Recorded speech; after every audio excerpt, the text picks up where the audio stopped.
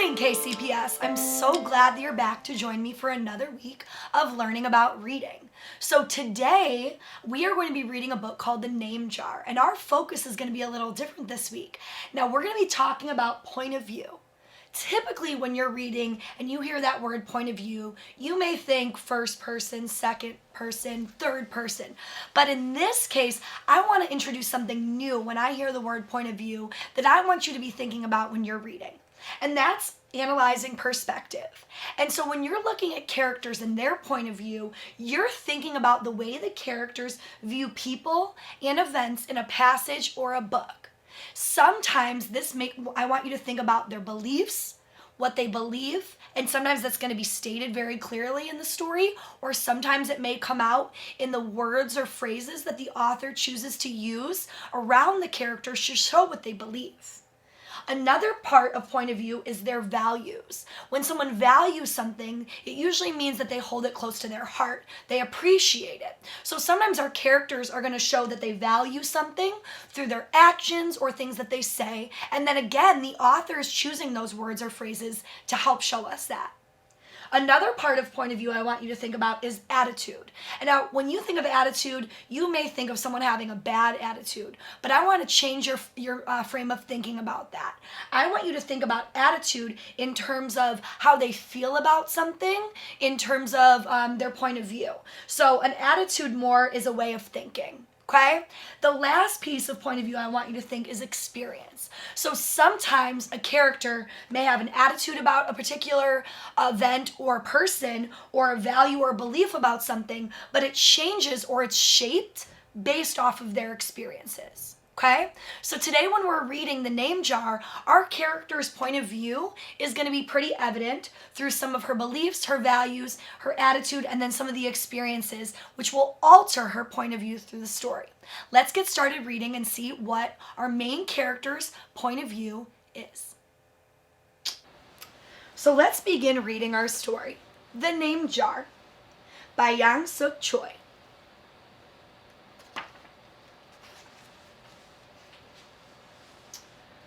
Through the school bus window, Eun-hye looked at the strange buildings and houses on the way to her new school. It was her first day, and she was both nervous and excited. She fingered the little block of wood in her pocket and remembered leaving her grandmother at the airport in Korea. Her grandmother had wiped away Eun-hae's tears and handed her an ink pad and a small red satin pouch. "Your name is inside," she said. "My name?" Eun-hae had wondered. Again, she took out the red pouch to look at the wooden block with her name carved in it. As she ran her fingers along the grooves and ridges of the Korean characters, she pictured her grandmother's smile.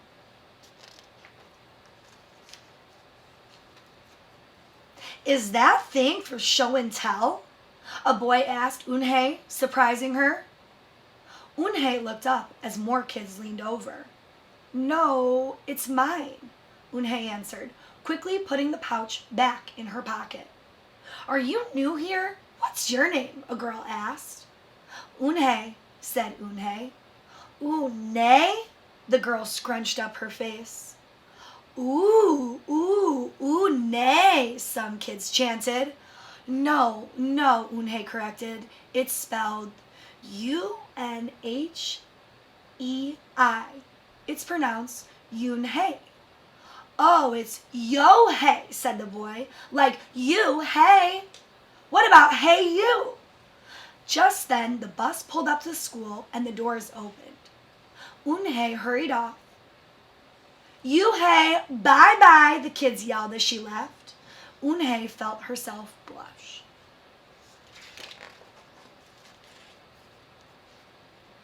Eun-hae stood in the doorway of her new, noisy classroom. She was relieved that the kids on the bus had gone to the other room, but her face still felt red. "Aren't you going in?"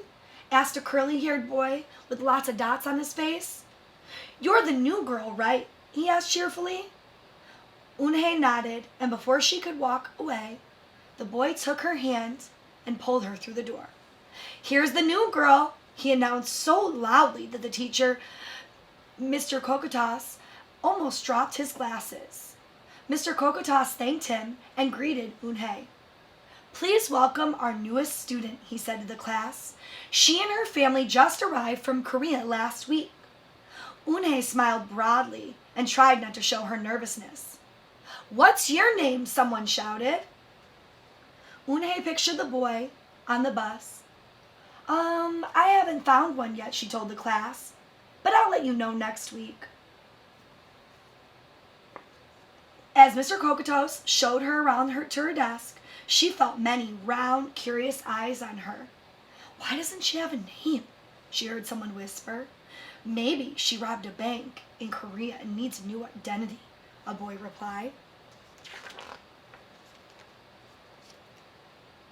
On the bus home, nobody teased her, but Eunhae kept thinking about her name. "How was school, Eunhae?" her mother asked when she walked in. "Do you understand the teacher?" Eunhae simply nodded. She unpacked her school bag and sat the red pouch by a photograph of her grandmother. "I'm glad you are learning English well," her mother said. "You must study hard, behave nicely, and get good grades to show that you are a good Korean." "I will," replied Eunhae, "but I think I would like my own American name," she said quickly. Her mother looked at her with surprise. "Why? Eunhae is a beautiful name. Your grandmother and I went to a name master for it." "But it's so hard to pronounce," Eunhae complained. "I don't want to be different from all the American kids." "You are different, Eunhae," her mother said. "That's a good thing." Eunhae just wrinkled her nose.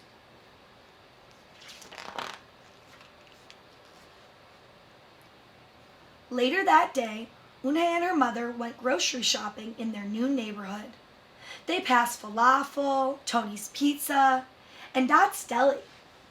A big graffiti-painted garbage truck roared like a lion as it took off down the street. Nothing sounded or looked familiar until they got to Kim's Market. The sign was both in English and Korean. Her mother picked up cabbage to make kimchi, Korean-styled spicy pickled cabbage, and other vegetables and meat. She also found some seaweed, Eunhae's favorite for soup. It made Eunhae smile. "Just because we moved to America," her mother said, "doesn't mean we have to stop eating Korean food." At the checkout counter, a friendly man smiled at Eunhae. "Helping your mother with shopping?" he asked. Eunhae nodded. "I'm Mr. Kim," he said. "And what's your name?" "Eunhae," she answered. "Ah, what a beautiful name," he said. "Doesn't it mean grace?" Eunhae nodded again. "My mother and grandmother went to a name master for it," she told him. "A graceful name for a graceful girl," Mr. Kim said, as he put her groceries into bags. "Welcome to the neighborhood, Eunhae." That evening, Eunhae stood in front of the bathroom mirror. "Hi, my name is Amanda," she said cheerfully. Then she wrinkled her nose. "Hi, my name is Laura." Maybe not. Her smile turned down. Nothing sounded right. Nothing felt right. "I don't think American kids will like me," she worried as she began to brush her teeth. "Hi, my name is Shozi," she said to the mirror with a mouthful of toothpaste. The next morning, when Eunhae arrived at school, she found a glass jar on her desk with some pieces of paper in it. Eunhae took one out and read it aloud. "Daisy. That's my baby sister's nickname, but she said you could use it if you want," said Cindy, who sat next to her. Eunhae took out the rest of the paper. "Tamela," she read. "I got it from a storybook," said Nate. "She was smart and brave." Eunhae nodded and unfolded another piece. "Wednesday? Yeah, you came here on a Wednesday," said Ralph. "Thank you for your help." A smile spread over Eunhae's face. Ralph quickly said, "We'll put more names in. You can pick whatever you like, or pick them all, and you'll have the longest name in history."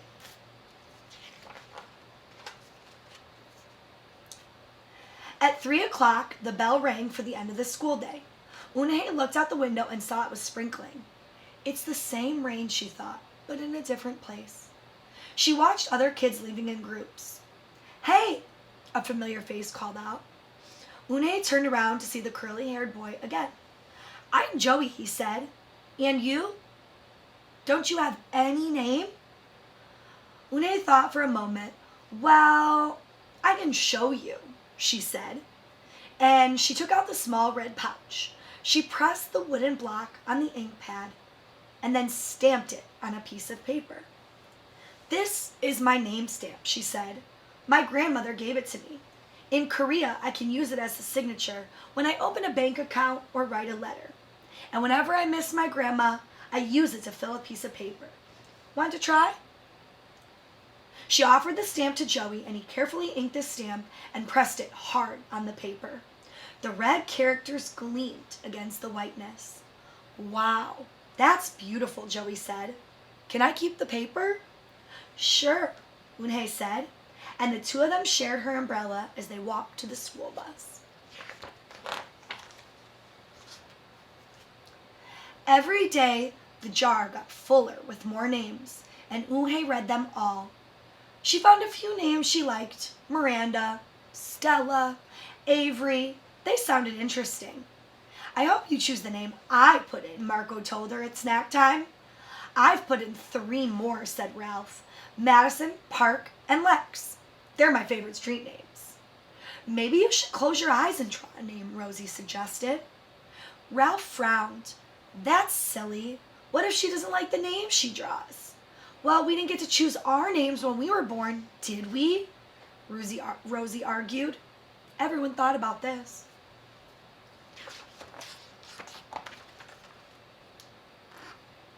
When Unhei got home from school that day, her little brother ran to give her a letter. It was from her grandma. She opened it quickly.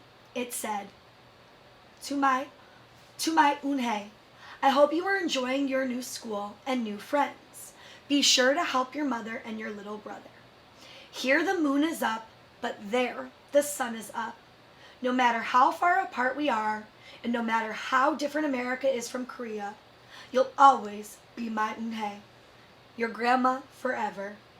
Unhei took out her wooden stamp and filled a paper with it.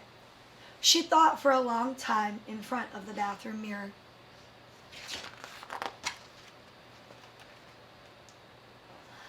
On Saturday, Unhei walked to Mr. Kim's store. Mr. Kim was helping a customer, but he looked up and greeted her. Hi, Unhei. Hello, Mr. Kim, Unhei replied. She felt as if she was back in her old neighborhood in Korea. Hey, said the customer, turning around. It was Joey. Your name is Unhei? He asked her with his eyes open wide. Unhei looked quickly at Mr. Kim, then turned to Joey. She nodded slowly. Yes, it's pronounced Unhei, and it means grace, Mr. Kim added. Unhei, Joey said slowly, and this time perfectly. It made Unhei smile. I'll have it ready for you tomorrow, said Mr. Kim to Joey. Thank you, Mr. Kim. See you Monday, Unhei, Joey said to her. He left before she could ask him why he was at the store. On Monday, Unhei came to class early to look at the names one last time, but the jar wasn't on her desk. Instead, there was just a single piece of paper with a name on it. Unhei slipped it in her pocket. Where's the name jar? Ralph asked as soon as he saw it was gone. I don't know, Unhei said. It was on Mr. Kokoto's desk or on my other on any other desk, and it wasn't on the counters or any of the shelves. As other kids arrived, they helped look. Soon, Mr. Kokotos came in and Ralph shouted at him. The name jar is gone. The names with all the names in it. Gone, Mr. Kokotos replied. With a look of concern, he asked Unhei, did you get a chance to read all of the names? Unhei nodded. She took a breath. I'm ready to introduce myself, she said.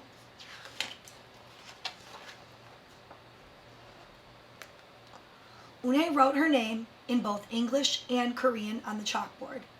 I liked the beautiful names and funny names you thought of for me, she told the class. But I realized I like my name, So I chose it again. Korean names mean something. Eunhae means grace.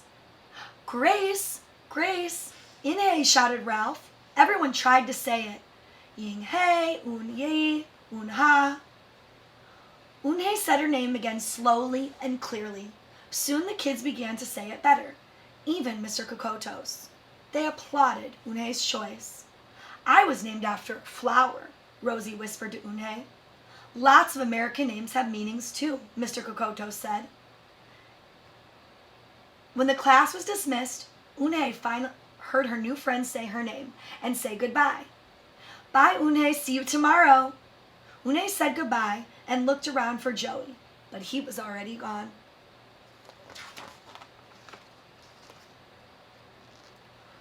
Eunhae, come downstairs, Mother called up. Your friend is here. Eunhae rushed downstairs to see who she meant. There stood Joey, and in his arms was the name jar. Where did you find it? Eunhae said breathlessly. Joey looked embarrassed. Well, I took it. But only because I wanted you to keep your own name, and you did. He reached in and pulled out the names. Do you want to keep them? He asked. Thank you. I'll keep them as a souvenir, Eunhae said happily. Then she pulled out the paper from her pocket. Do you want this back? Joey grinned. You can keep it. I'll return the name jar to the class. Maybe you could put some Korean nicknames in it for us. Names with good meanings. I could do that, agreed Eunhae. I've already got a Korean nickname, Joey said. Mr. Kim helped me choose it. Carefully, he pulled a small silver pouch from his pocket. Then he took out a small dark wooden stamp with beautiful Korean characters carved sharply into it. He pressed it onto the ink pad and then on a piece of paper next to her name. Chinku, read Eunhae. That means friend. And Chinku smiled back. The end. Wow. I'm so glad that our main character decided to keep her name. Do you know the story behind your name or how it was chosen? That may be something you want to ask someone in your family later because there may be a story as to how your name was chosen. So going back to what we talked about at the beginning of our story, thinking about point of view. In our story, our main character, her beliefs, her values, and her attitude was shaped by her experiences and what she had in Korea and her experiences with her grandmother. As the story goes on, you notice that her beliefs and what she values changes over time in a good way. So she believes that maybe her name isn't as important or as cool as some of the other American names, but as the story goes on, she realizes that her name has value and importance that's meaningful to her. And in turn, her classmate Joey, he ends up choosing a Korean name to share with her. And you notice that her point of view has changed as well as his point of view has changed through their experiences in the story. So when you're reading books with classmates or with your class or during independent reading time, make sure that you're thinking about what is the character's point of view, what do they believe, what do they value, what are their experiences, and how does that shape maybe the attitude about an event or other things in the story. So glad that you came to read with me again today, and I look forward to seeing you next week. Have a great rest of your day. Bye, KCPS.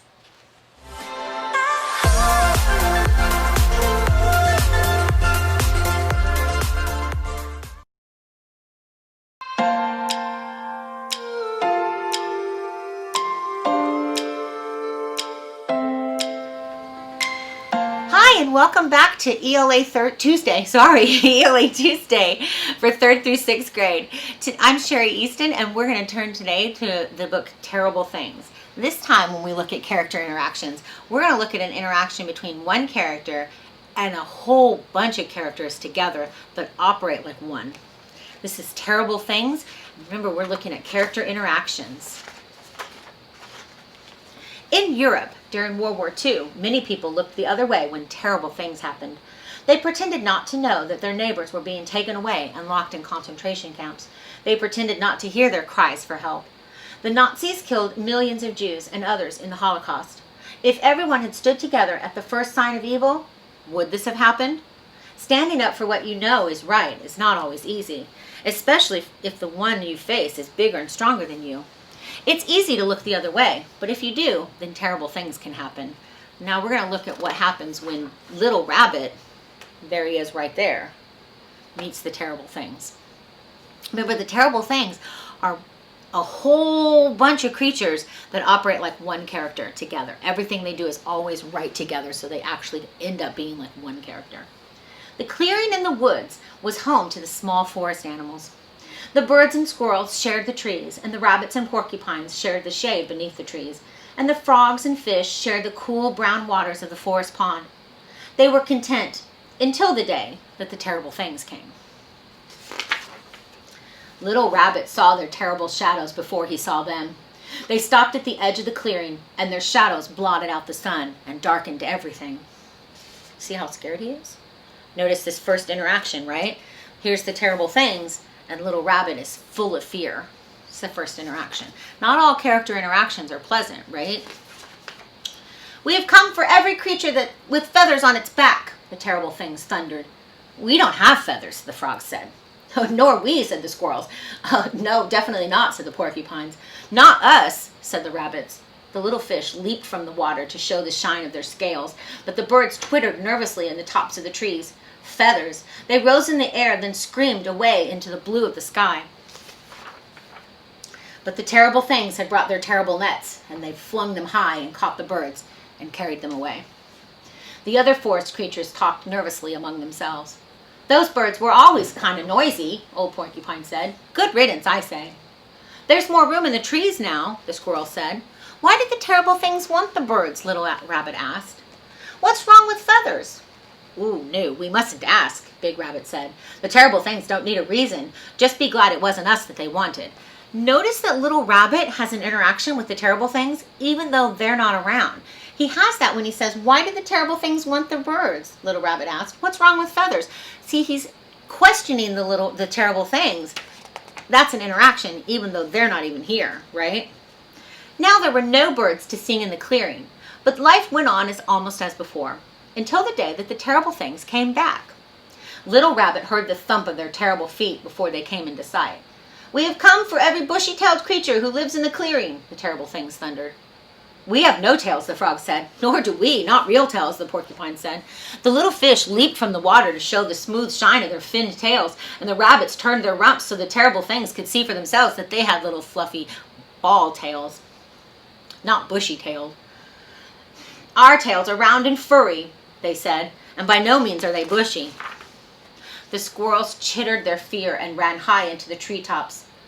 But the terrible things swung their terrible nets higher than the squirrels could run and wider than the squirrels could leap, and they caught them all and they carried them away out of the forest clearing. Those squirrels were greedy, Big Rabbit said, always storing away things for themselves and never sharing. But why did the terrible things take them away? Little Rabbit asked. Do the terrible things want the clearing for themselves? No. They have their own place, Big Rabbit said. But the terrible things don't need a reason. Just mind your own business, Little Rabbit. We don't want them to get mad at us. Now there were no birds to sing or squirrels to chitter in the trees. But life in the clearing went on almost as before, until the day the terrible things came back again. Notice they come back every time, right? Little Rabbit heard the rumble of their terrible voices. We have come for every creature that swims in the waters, the terrible things thundered. Oh, we can't swim, the rabbit said quickly.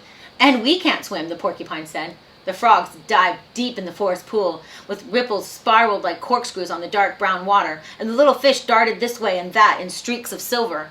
But the terrible things threw their terrible nets down into the depths, and they dragged up the dripping frogs and the shimmering fish, and they carried them away. Now, following the pattern of the book, we know what Little Rabbit's interaction is going to be, right? He's going to question the terrible things. Why did the terrible things take them? What did the frogs and the fish do to them? Little Rabbit asked. Probably nothing, Big Rabbit said.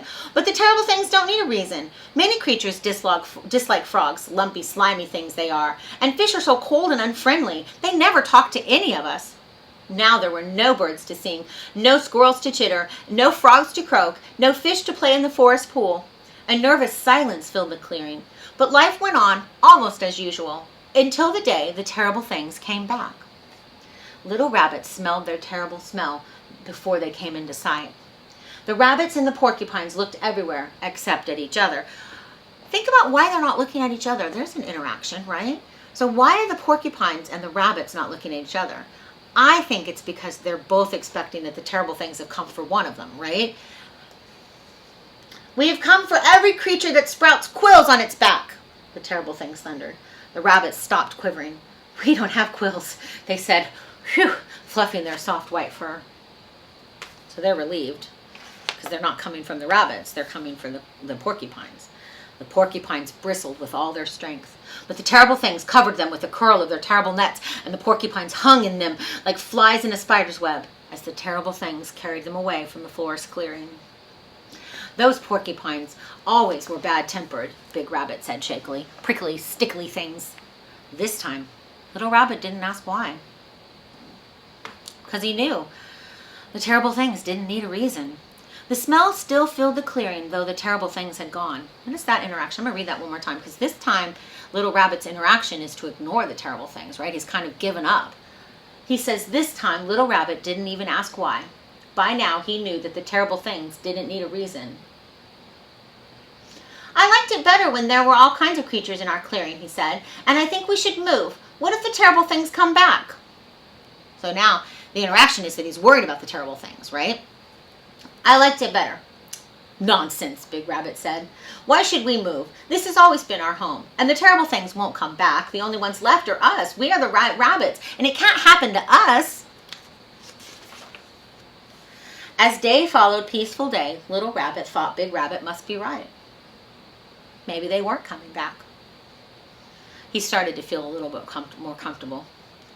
Until the day the terrible things came back. Little Rabbit saw the terrible gleam of their terrible eyes through the dark forest, and he smelled again their terrible smell. We have come for any creature that is white, the terrible things thundered. There are no white creatures here but us, Big Rabbit said. We have come for you then, the terrible things said. The rabbits scampered in every direction. Help, they screamed. Somebody help! But there was no one left to help. No fish, no birds, no squirrels, no frogs, no porcupines. Nobody left to help. And the big circling nets dropped over them, and the terrible things carried them away out of the forest clearing. So now Little Rabbit has a pretty horrible interaction with the terrible things, right? In this case, the terrible things caught the rabbits and took them away. But notice who's still here. Little Rabbit somehow got away. So let's see if he's going to interact with the terrible things again. All but Little Rabbit, who was little enough to hide in a pile of rocks by the pond and smart enough to stay so still and so quiet that the terrible things thought he was a rock himself. When they had all gone, Little Rabbit crept into the middle of the empty clearing. I should have tried to help the other rabbits, he thought. If only we creatures had stuck together. It could have been different. Sadly, Little Rabbit left the forest clearing. He'd go tell other forest creatures about the terrible things, and he hoped somebody would listen. So in this story, the one character, Little Rabbit, interacts with a bunch of characters, the terrible things, right? And sometimes his interactions aren't even directly with the terrible things. Sometimes he interacts about them, right? When he questions them or hides from them or is scared by them. That's an interaction. It's a reaction to the terrible things that Little Rabbit has. Let's look back at some of those moments.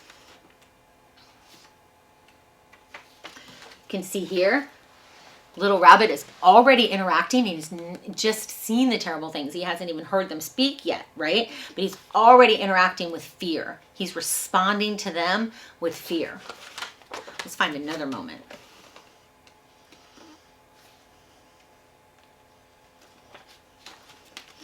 It's when he's asking Big Rabbit. Remember this moment when he's asking Big Rabbit, why did they come for the birds? I don't understand. Right? So he's questioning the actions of the terrible things. And Big Rabbit says, don't worry about it. It's perfectly fine. This just happens. Right?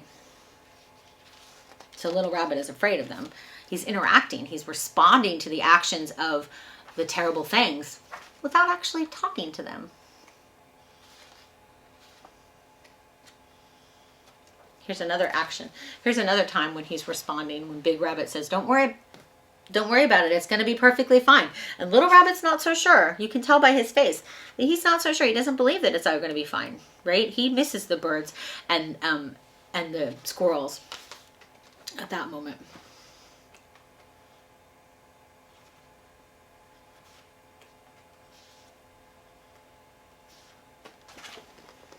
Look at this picture.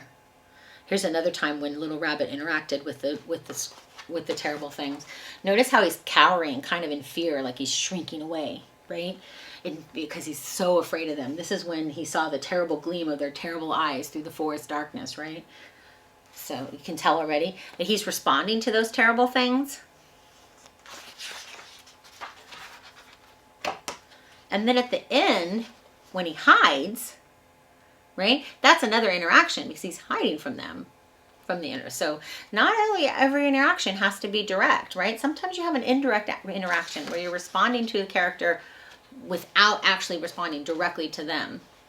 And then when little rabbit leaves the forest to go off and warn the other forest creatures about the terrible things, that's also an interaction because he's responding to what the terrible things did, right? So now he's saying, I'm going to go and save the other forest creatures, right? That is The Terrible Things by Eve Bunting.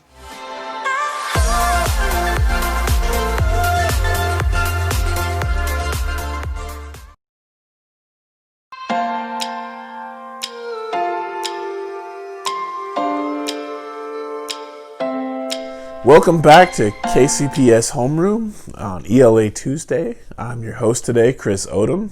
Today we're going to talk a little bit about reasons and evidence. And let's just start off by featuring the work of the author we're going to talk about today, Malala Yousafzai. Here's a quote by her. It says, "I tell my story not because it is unique, but because it is not. It is the story of many girls." Okay, so we're going to use her today as our vehicle to travel through the thoughts about reasons and evidence, and we're going to explore a concept, a very ancient concept of persuasion called ethos, pathos, and logos. Today we'll also hear a text read aloud.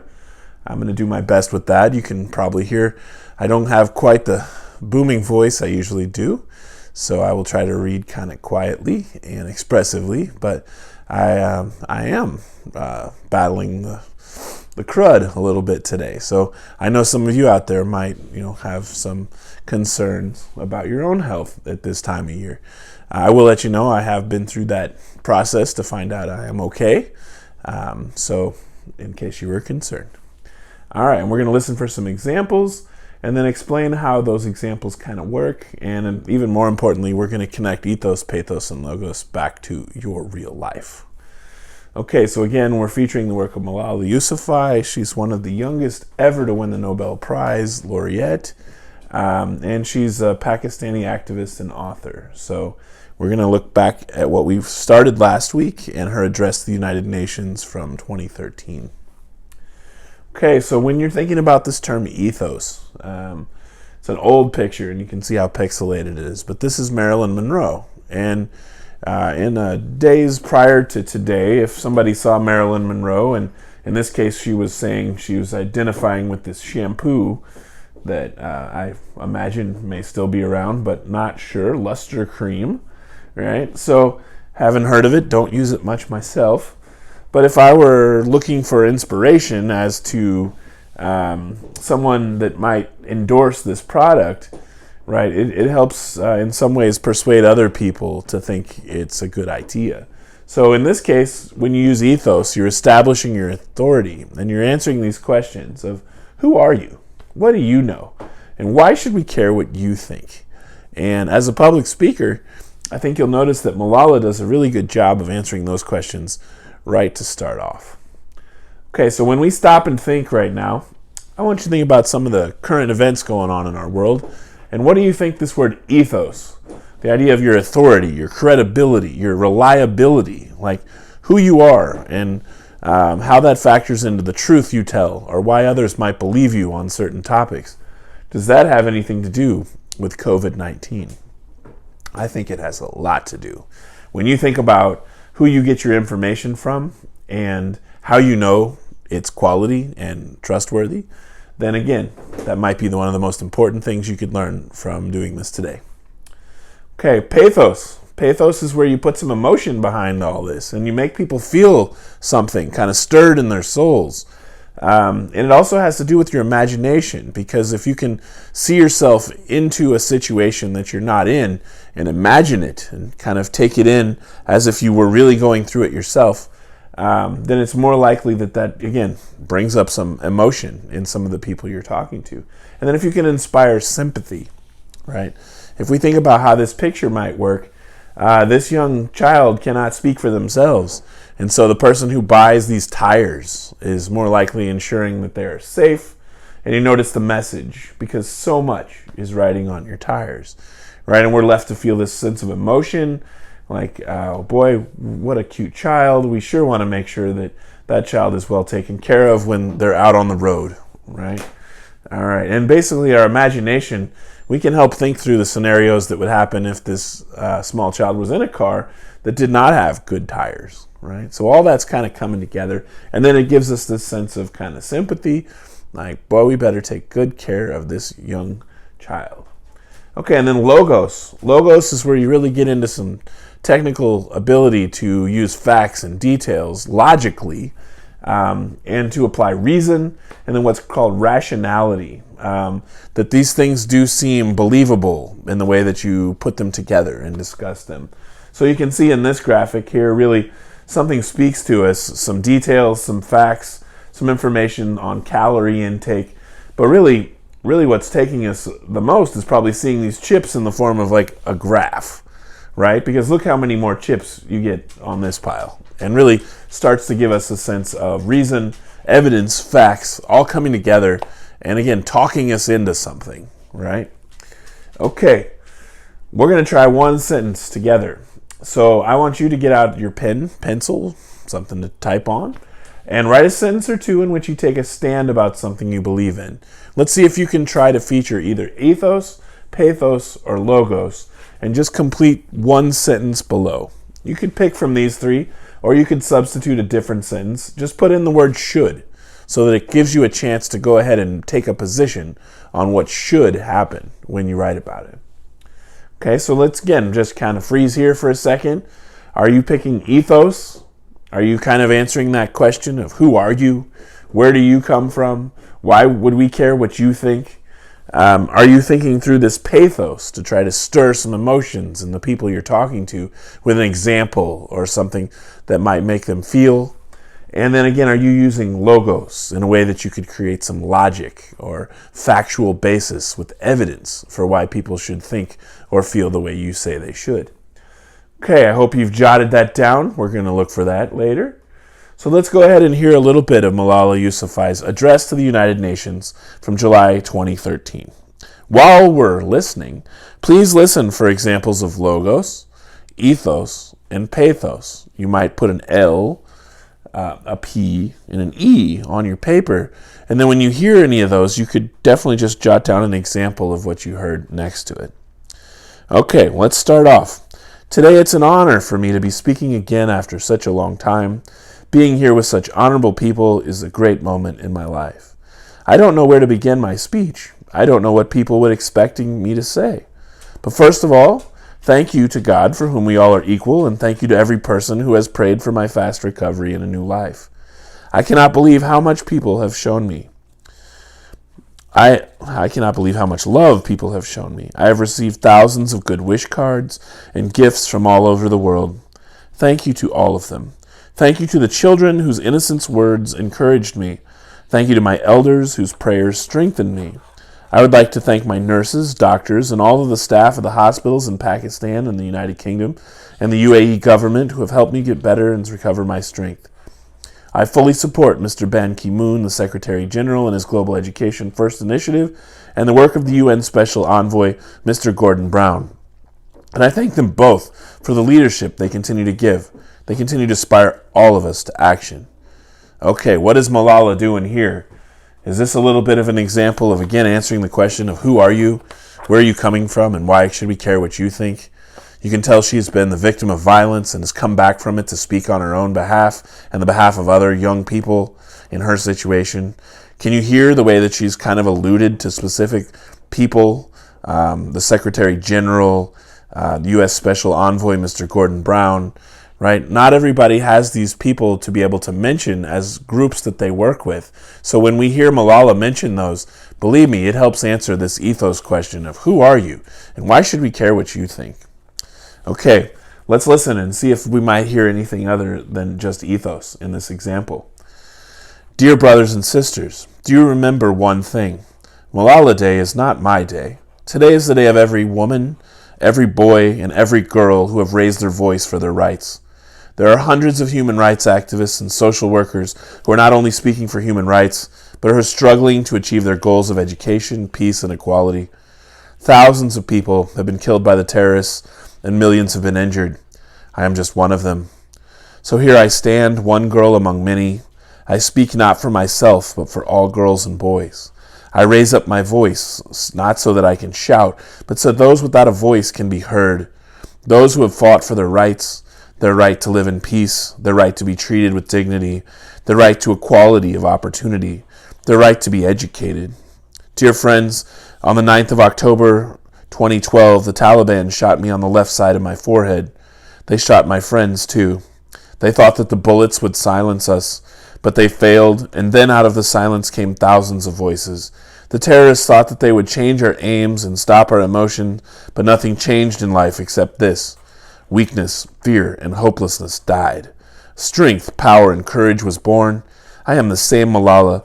My ambitions are the same. My hopes are the same. My dreams are the same.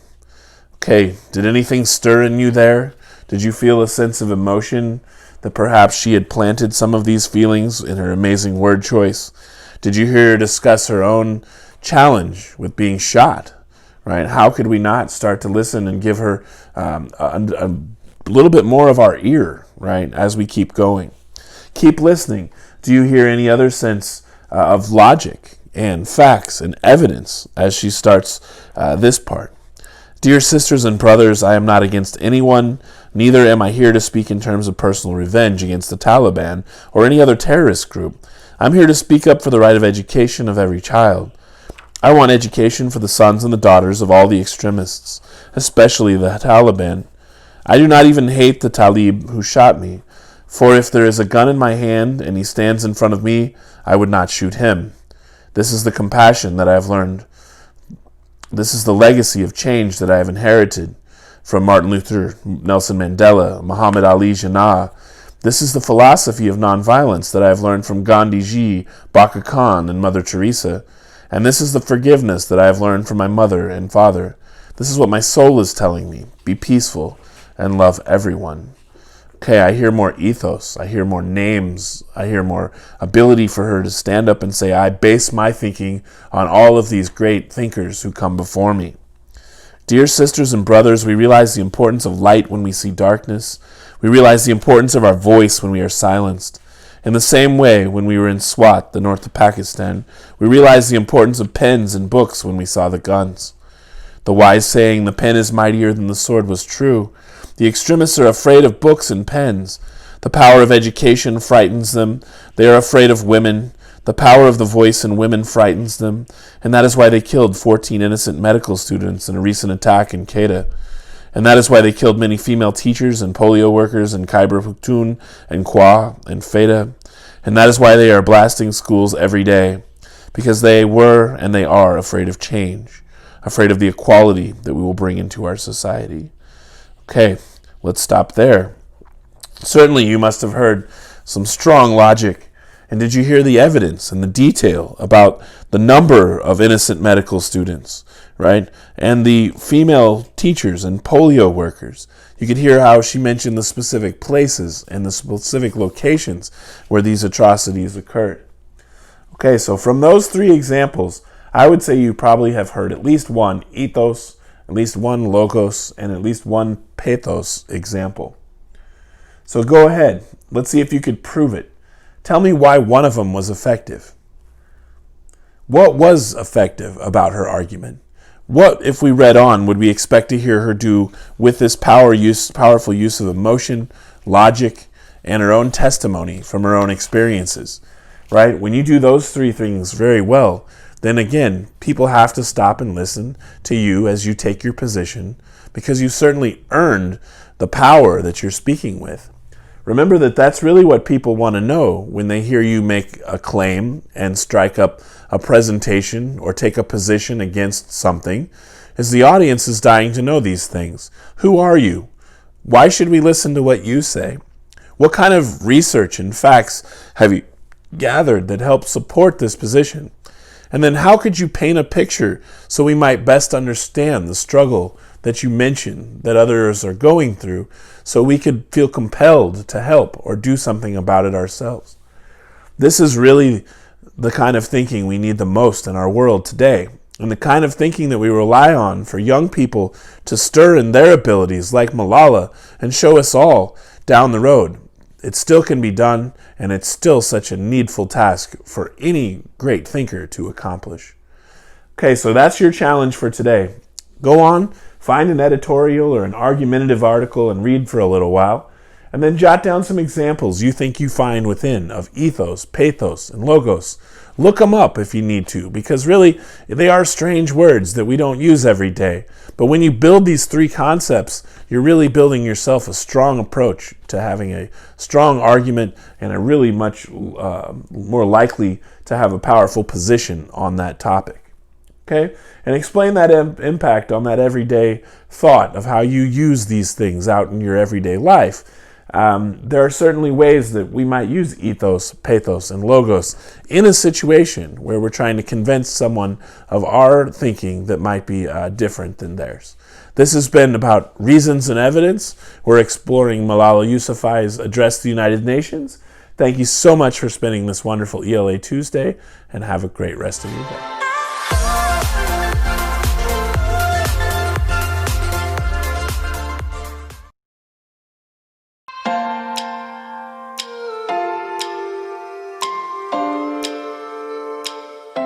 Good morning, Kansas City, and welcome to an edition of KCPS Homeroom.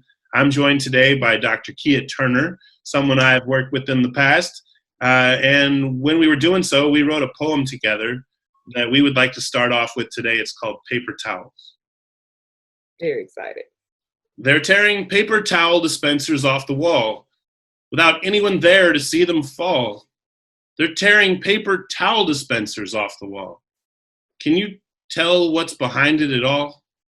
You see paper, and I see last night when my mom yelled at me before leaving for the evening to watch my youngest sibling while she works again.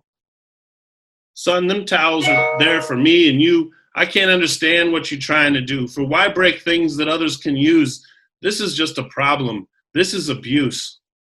I see yesterday being cut off in conversation by a teacher who knew what I was saying had nothing to contribute to the discussion, but was everything I needed to say about how I never feel relaxed anywhere. When we walk in and out of these doors, we are not clean, our hands dripping for sure. All the boys, they can't keep themselves clean. There seems no reason, so break it down to me. How I'm not sure I'm loved by anyone. How I can't imagine anything other than right now. You say, why do you tear paper towel dispensers off the wall? Why can't we have soap for our hands? How can we better this inner city place if the goals some have are to create this disgrace? And some would only think we're capable of such. But I wonder if you know that, because we're doing too much. I say, why can't I use my voice here? Why are my words not good enough? Why am I never allowed to say what needs to be said? What has to be destroyed before you ask me? For they're tearing paper towel dispensers off the wall, and there ain't no reason behind it at all. Because we see the problem, we even know why. But when will it be better? When will we try? If I slept, did I learn? Am I happy here? What do I need to be whole? You can't have dry hands. You can't be clean, because none of us are clean or dry or safe or heard. Why should you have that if we don't? Paper towels. Right. Nice. I forgot. Oh, no, I was feeling that, Kia. Yeah. That I was thinking so. So here's what happened with this piece, guys. And then we want to talk about what it revealed to us. And I think what would be really fantastic is someday to talk about what it might reveal to others. Kia and I work together in the Kansas City Public Schools in the area of curriculum writing. And as I was transitioning into being the English coordinator, she's great help to laying some foundation and supporting us as we lost one of our amazing members of our team. And she and I knew him, Dr. Scott Squires. Lord. And, peace be to him and his family. So what really started to evolve is I write poems and taught creative writing a lot and use it as a way to kind of think through the process of being a teacher, and also got more involved as a white male seeking the ability to be more culturally responsive, and also the ability to lead these conversations with people who are trying to achieve the same goal. Oftentimes there's so many barriers, and so there needs to be a lot of people stepping to the plate. I've learned that in the last few years. And so I got a hold of Kia and I said, do you remember that poem we wrote? And to be honest, paper towel dispensers on the wall, I wrote that at school while I was wishing I could wash my hands. Okay. Listen. Right? I mean, really, you can hear the voice is really more about, man, I go in this bathroom, and I would say I made a point of always using the student bathroom as a teacher instead of going to sometimes even more disgusting room for some reason. And it just really made me question things. And I think I left some things out in that voice that I wanted to talk about with Kia. So my initial goal was just to unpack what I did, and then I want to have Kia do that too. So will you unpack, kind of like I was there, what you felt compelled to say back when you heard me initially write this poem? When I read the poem that you wrote initially, first of all, I love KCPS, okay? Absolutely love it, honey. Graduate of the district, which is how I came to creative writing. I went to Paseo High School, okay? District's in my blood, honey. Just let it be what it is. I knew that. And so, okay, I feel like that about probably this Kansas City community in general, right? Greater Kansas City area, y'all my people, because I am you. But when I read the poem, I thought about the student response to it. Like at the time I was working in a building in KCPS at a high school, and we never, ever had paper towels in the bathroom. They would get like shoved in the toilet. Okay, there was never soap in the soap dispensers. So because it was such a multicultural school, I'd have kids coming up to me like, hey, Miss Turner, I can't even wash my hands in the bathroom. There's never any paper towels or any soap. And it's not the only school in the district that I've seen that. I've been in several district schools as an employee, and it was the same problem over and over. And what occurred to me, and we talk about trauma now, and even though everybody's like, oh, trauma, it's been around for a while, let me tell you, really trying to get down to the root of the why of why kids do what they're doing is recent, honey. Mm-hmm. I'm talking like last 3 years, at least here in the Midwest, recent. We have not been thinking about that. So what administrators would do would be like, I'm gonna lock the bathroom. I'm gonna remove the doors. You said this, Chris, like I'll remove the doors from the bathroom. But we never thought, what's happening that's causing a kid to come in here and say, I'm gonna tear everything down. Mm-hmm. Doesn't matter what you try to do. And in my one-on-one conversations with kids, because they will always come talk to me, probably because I had snacks and also because I'm talk toable. But they would tell me these kinds of things like, this is what's happening with me at home. This is why I'm skipping school. And we just never put the two and two together until very recently. Sure. And I can hear that in the lines that I'm writing when I read them back to myself, when I read them to other people. I'm like, can you tell what is behind it at all? I hear that I'm trying to think on that, but I think I'm not exactly saying that. Even nearing the end of the poem, I start changing over to, because we see the problem, we even know why. When will it be better? When will we try? So I think, I'm nearing that thought as I get to the end, but I know that I wrote this piece purely out of kind of this notion of this wouldn't necessarily be the state of living at Target. It's strange to me, but I always compare like what we offer as an educational facility to Target, because for some reason there isn't a nasty Target or a I don't think they're too many. You know, I mean, maybe we could find one that's just Any. a little more falling apart. But no matter what, they're going to provide like the community, the experience that everyone deserves all the time. So some of my frustration was that, but it was also students, guys, this is gross, you know, like, Yeah. and so, I mean, I want us to know that it is too. And that like as a social justice, demand soap, demand paper towels, and then let's come up with a solution like that might involve the students too. I do know a building who removed it from inside of the doors to just outside. And what's nice is that social awareness of it being public. You know, it's a self-monitoring situation. And you don't have to create a rule or treat somebody, you know, badly. You certainly don't lock the door. So there's a lot in this, you know, and as an educator, I see all that. And some of the times we're not allowed to comment it on much because we're involved in that. And it, you know, it's part of the system we work in. We have to do something. We'll leave it at that. This has been KCPS Homeroom. Wonderful times. We're investigating ourselves in this world we live in through poems. So we'll do other art forums, other kinds of interviews. If you're a business person, whoever you might be, I bet writing has something to do with it. So come on and talk to me about it. Thanks so much. Thanks again, Dr. Turner. We're out.